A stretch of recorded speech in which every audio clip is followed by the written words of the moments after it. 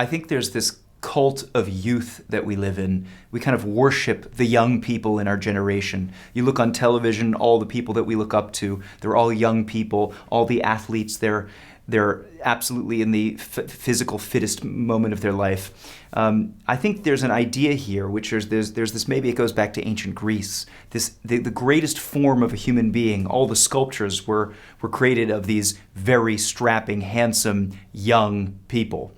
And so it came to be that in our society, there's this idea that your youth is the springtime of your life, which of course implies that as you get older, summer, fall, and then you end up in the winter when you die, this kind of old state where the leaves have all fallen off and you're totally wrinkled and there's nothing left. But there's a beautiful switch if we approach it from the Jewish point of view, and we can actually see it in the Hebrew language.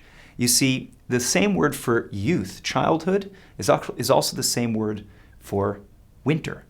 Cherpa, choref, means winter as well as youth. So in reality, from a Jewish point of view, when you're a child, that's the winter. You've got nothing to show. You're a fully id monster. You're totally not in control of your emotions. You're tantruming all the time. But as you grow up, you start to create growth.